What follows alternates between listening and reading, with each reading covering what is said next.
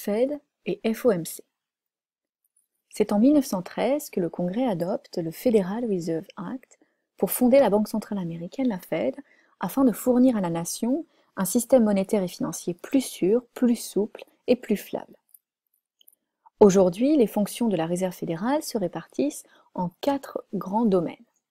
Conduire la politique monétaire en influençant les conditions monétaires et les conditions de crédit dans l'économie, dans la poursuite de plein emploi, de stabilité des prix et de taux d'intérêt à long terme modérés. Superviser et réglementer les institutions bancaires pour assurer la sécurité et la solidité du système bancaire et financier. Maintenir la stabilité du système financier et contenir le risque systémique qui pourrait survenir sur les marchés financiers.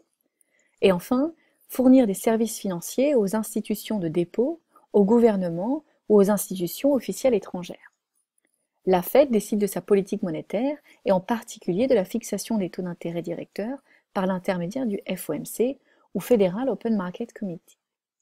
Le FOMC est principalement chargé de superviser les opérations d'open market, le principal outil de la politique monétaire aux US, qui va affecter le montant du solde de la Réserve fédérale disponible pour les banques, ce qui va forcément influencer les conditions globales monétaires et de crédit. Le FOMC dirige également les opérations menées par la Réserve fédérale sur le marché d'échange. Comment se passe une réunion du FOMC? Les membres de la Banque de New York vont présenter l'évolution des marchés financiers et du marché d'échange, ainsi que des activités du desk trading de la Fed de New York où les titres d'État américains sont achetés et vendus.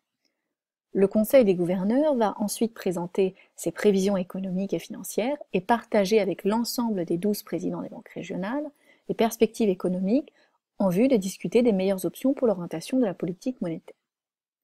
Ces 12 banques sont la partie opérationnelle de la Fed au niveau régional et sont réparties sur tout le territoire des États-Unis selon un découpage spécifique de districts. Les banques régionales exercent un rôle classique de banque centrale sur leur territoire respectif et sont aussi chargées de collecter des données et d'effectuer des études sur l'évolution de la situation économique au sein de leur district, car ces travaux sont utilisés par le FOMC pour sa prise de décision concernant sa politique monétaire.